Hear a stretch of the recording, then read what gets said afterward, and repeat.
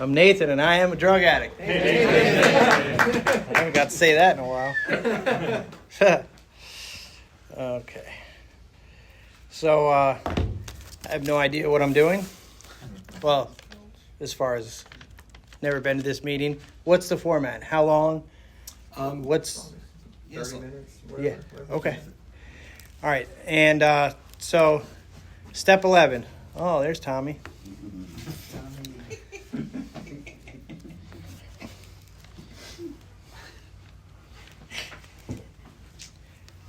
So step 11 reads, sought through prayer and meditation to improve our conscious contact with God as we understood him, praying only for knowledge of his will for us and the power to carry that out. It's funny, a friend texted me this morning after I sent him my gratitude. What did he say? This is how selfish and self-centered I still am. It says, there's this little reading. It says, I thought of God as sort of a spiritual vending machine. And prayer was the coin I used to try to buy or at least bribe from God the things I desired. I had spent years in the fellowship believing that the 11th step instructed me to pray for knowledge of his will for us and the power to carry that out. But I had missed the key word in that step, which it took a loving but firm sponsor to point out, the word only.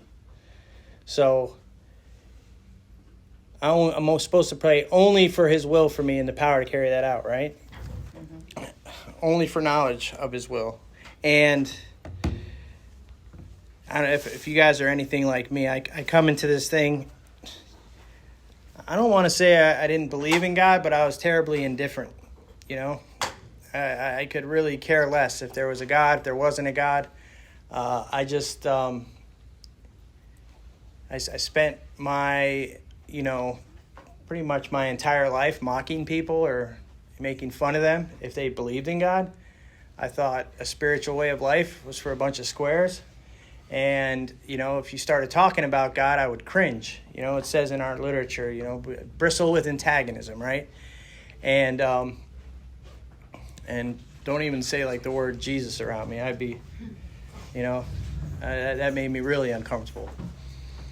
And the beautiful thing about this program, it says in step 2, it says all I have to do is express just a willingness to make my beginning, right? I just have to express a willingness. We don't have to have a definitive idea of who God is, what God is. It's just like an honest admission that first and foremost, I'm not it. And secondly, if lack of power is my dilemma, then I need another power, right? And whatever that power is to you is okay. I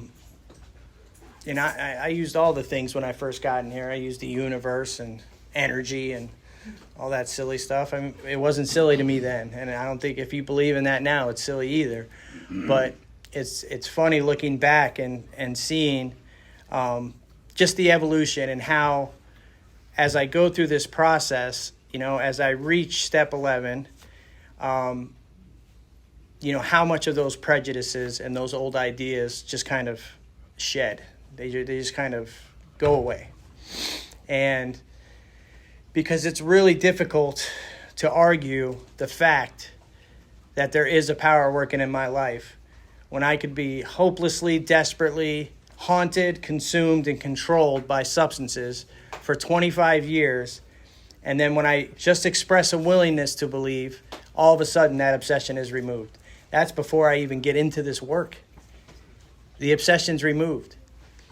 Now, I don't know about y'all, but for me, that was a big deal. Because substances, alcohol, all of it, people, places, and things controlled every single facet of my life. Everything I did, what I wore, what I said, where I went, I was, controlled and directed by one more.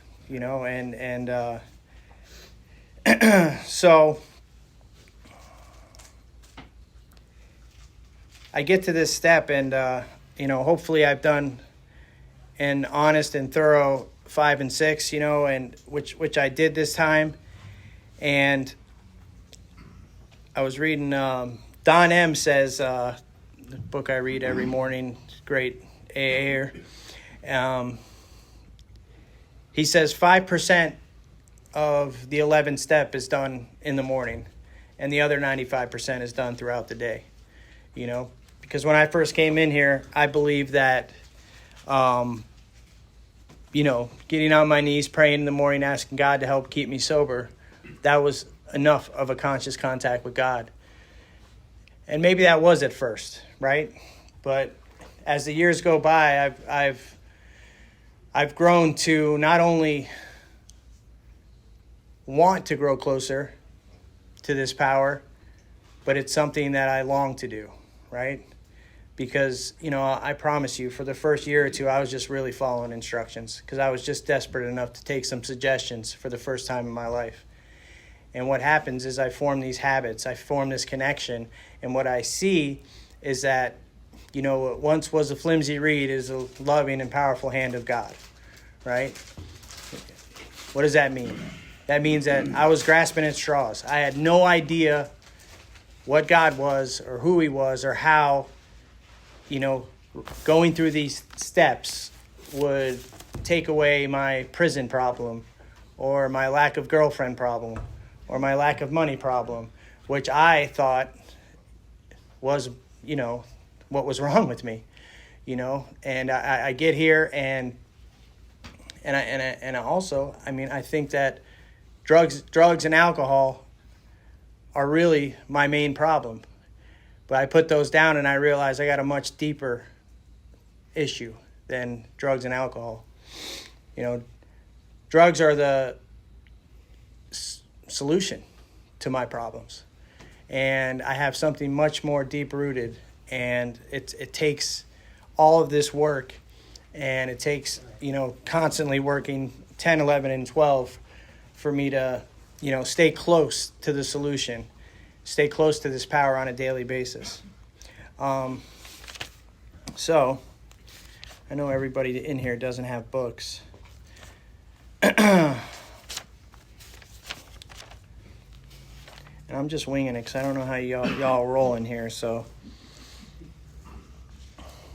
let's see here. On the bottom of page 85, it says, Step 11 suggests prayer and meditation. We shouldn't be shy on this matter of prayer. Better men than we are using it constantly. It works if we have the proper attitude and work at it. It would be easy to be vague about this matter, yet we believe we can make some definite and valuable suggestions. When we retire at night, and here comes the nightly inventory, right? It gives clear-cut directions on how to do a nightly inventory at the end of your day, right?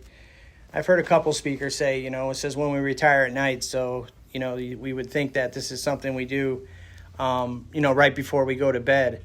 But this one speaker put it like, we do it earlier than that, when we're still have our wits about us, when we're not just like laying in bed, one eye open, like pumping this out because it's something we need to check off the box, And for me, it's became something so vital in my recovery and something I didn't do for probably the first 2 or 3 years, I was here.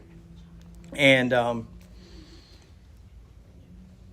but it goes on to say, it says, when we retire at night, we constructively review our day. And here's your list. It has instructions right here. Were we resentful, selfish, dishonest, or afraid? Do we owe an apology? Have we kept something to ourselves which should be discussed with another person at once?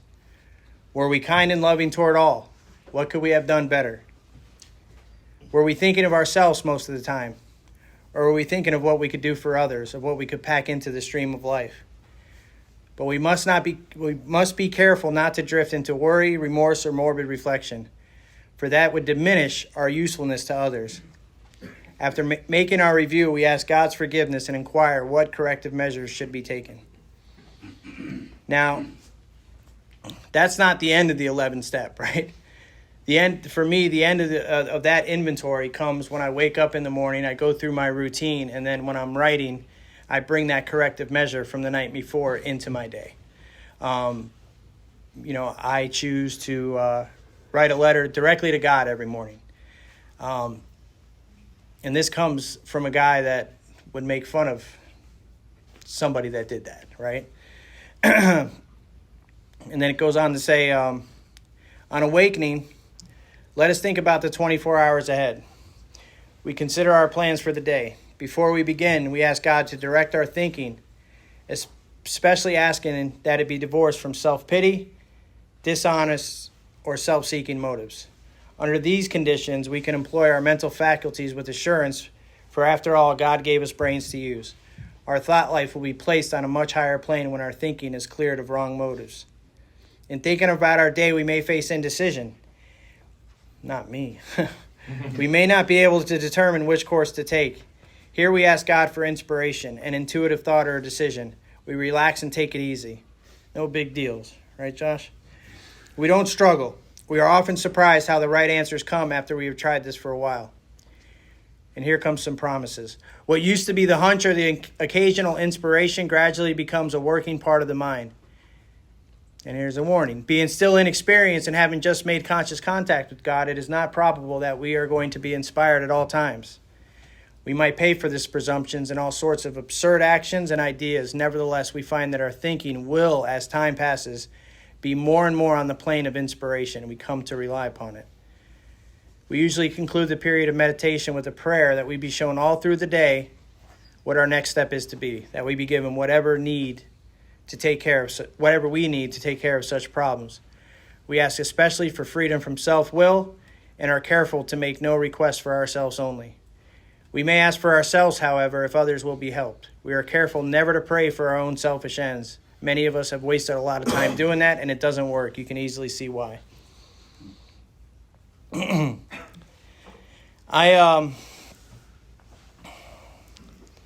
understand. We have a lot of new people in here, and you're hearing this stuff, and you're like, what the hell does this have to do with staying sober, right? How is this help me going to stay out of these treatment centers? How is this going to help me get my life back? And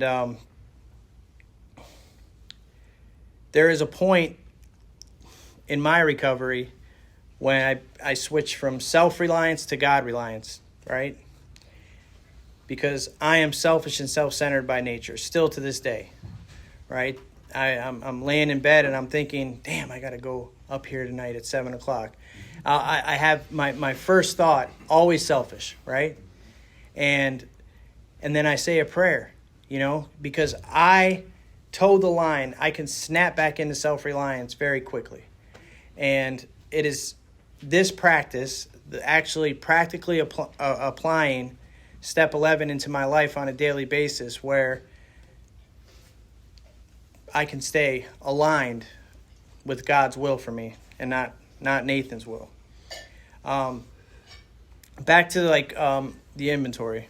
I was talking to a guy that I work with last night, and you hear this a lot. We were talking about inventory, and he's like, I have a real difficult time seeing where I'm selfish. I'm like, you don't say.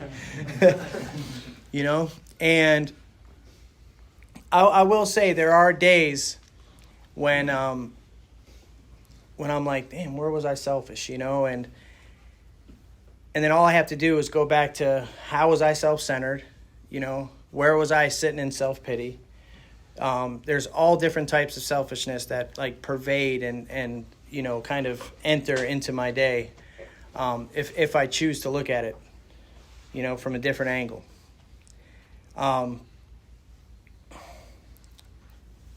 For me, step 11 and trying to grow closer to God on a daily basis really is the difference between staying here or not.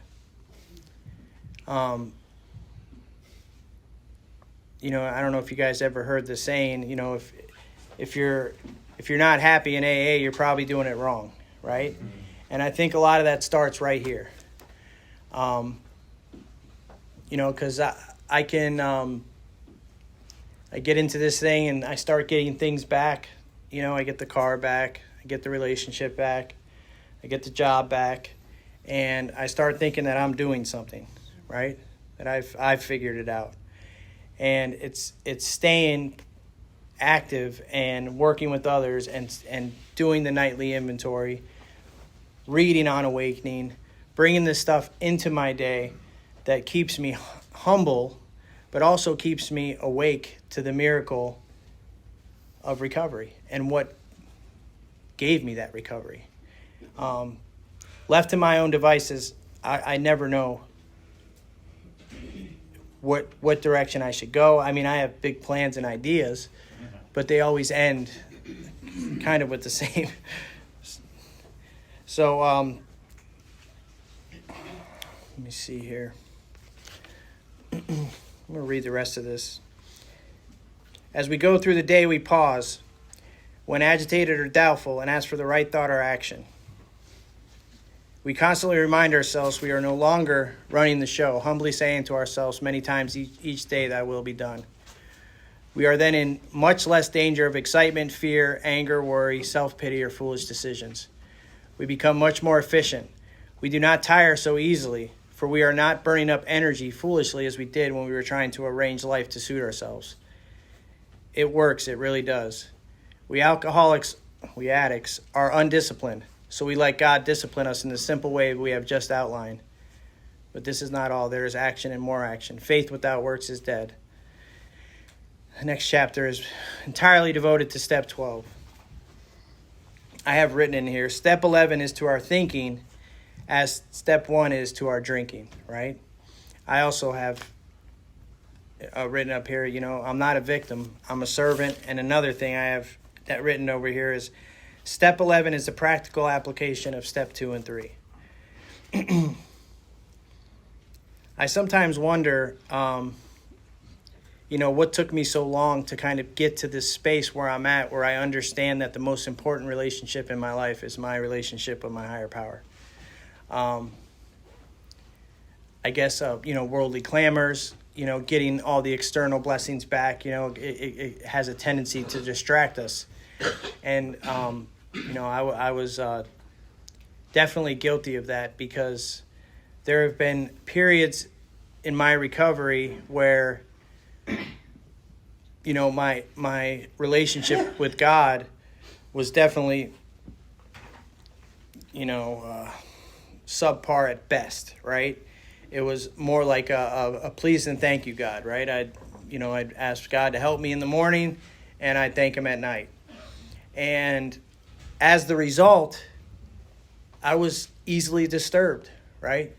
As a result, I had stuff pop up in my life that I couldn't walk through with too much grace or dignity or compassion or tolerance or kindness. And it took some life events, to kind of bring me back to God. It seems like, just like drugs or alcohol is like a great persuader. Pain usually seems to be a catalyst for me to, look deeper and grow closer. And what I've discovered is that it doesn't always have to be like that, right? I am in a season of my life right now where that I was in, a similar one a couple years ago. And how I know that my relationship with God is definitely improved and he's much closer and nearer to me than ever is because I was in almost the same situation, like I said, and I was a complete mess. I remember waking up a couple years ago after, separating, and I had that feeling, when I used to wake up when I was getting loaded, right? When I did everything I had the night before, I'm super sick, and I wake up terrified, right, of what I'm going to do that day to get well, right? And I had that feeling like 5 years sober, right? And that really shook me. I'm like, why do I feel like this? I'm so far removed from a drug or a drink, and I have that same fear. It's just overwhelming me, right? And I find myself in a similar situation a couple weeks ago, and although it's uncomfortable, and although there are certain fears and anxieties, I felt at peace, I felt completely aligned. I felt protected because I have spent probably the last 2.5 years actively seeking God through prayer and meditation. I try to improve my contact with him on a daily basis. I have become more awake to this power who has not only transformed my life, but given me a life that I couldn't even have dreamed of. And it has very little to do with external circumstances, material blessings. And it has everything to do with being okay with who I am, by not allowing people, places, or things to define who I am or to control who I am.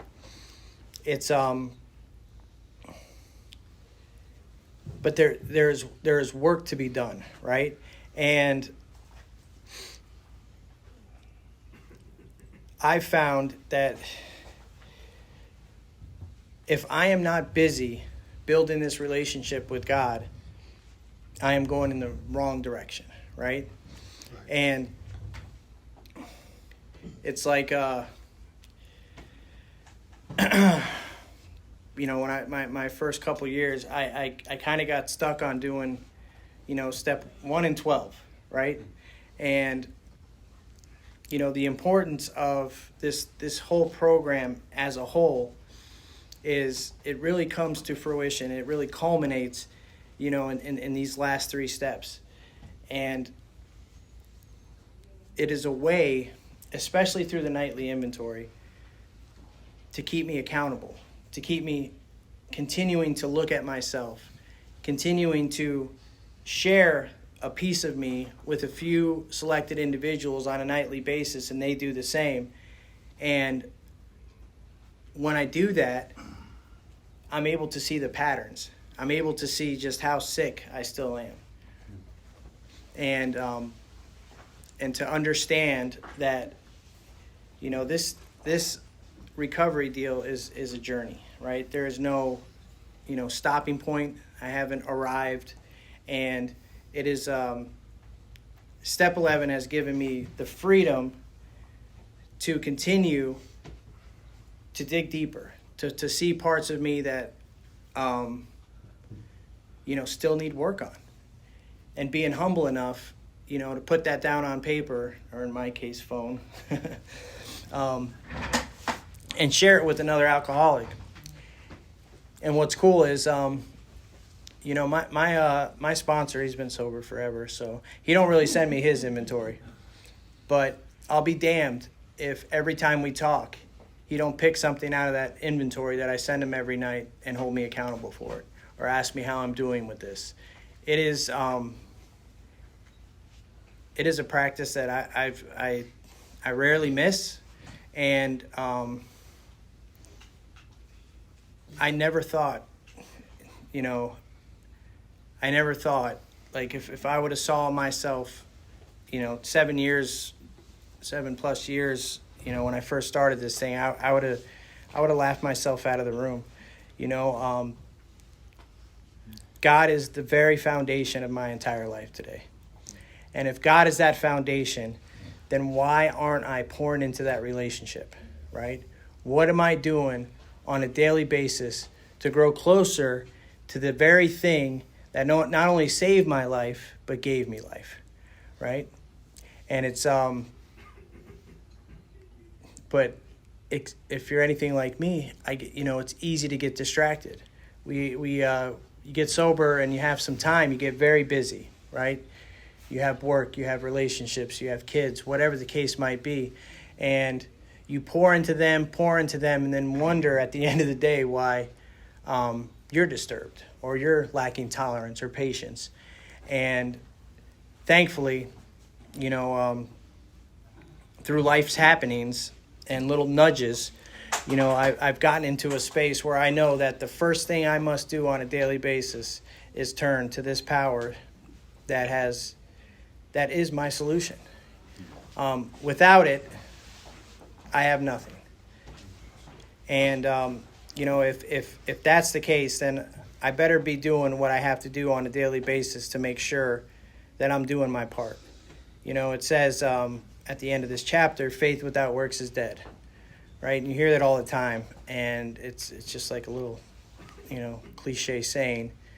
But, what does that mean? That means that, I find myself a lot like a lot of people in this room in treatment or in jail, and I'm hoping, I'm praying, I'm believing that things are going to be different when I get out, right? It's going to be different. Everything's going to be different. But what I lack is the action to align with that belief or hope or prayer. And until I aligned action, strenuous action, with those thoughts, with those prayers, with those beliefs, and with that faith, nothing ever changed. The moment I surrendered and put action with that surrender, added in prayer and meditation and a conscious contact with God, my life began to transform, and it continues to transform. I will say this, 7 years later, and every day just keeps getting better. Even in the midst of loss, even in the midst of heartbreak, even in the midst of tragedy, losing my mom when I was in treatment, not being able to see my daughters, them getting adopted when I was still in treatment, I am okay. Because as long as I have a connection with this power and a relationship with this power, I am able to walk through anything life throws at me with grace and dignity, while being kind and compassionate and understanding and patient throughout the process. Isn't that what any of us ever wanted? Just to feel peace, to be content, to be okay in my own skin? Yep. That's all I ever wanted. That's all I was ever searching for in a drug, was just some relief for myself, And it is only through this work, this step, all these steps, through service, ultimately through God, that I've been able to find just who I am and what my purpose is. And not that many people in this universe get to discover what their purpose is, right? To take all those losses, all that tragedy, everything that happened to each and every one of us, in our active addictions, right? And instead of using that as an excuse to get loaded, using that as our greatest asset to go help somebody else not do the same thing. Not that many people get to find their purpose. I have found my purpose through this work, through this step, and I'll forever be indebted and grateful, not only for, this book, this fellowship, but ultimately towards God. Because even when I was making fun of him, even when I was indifferent to him, even when I was reading books that refuted the very existence of this power, there he was, carrying my dumb ass across the finish line so I could get, an opportunity to see who and what he is and what I am meant to be. So I appreciate you guys opening up this meeting for me. Thank you. Yeah. All right.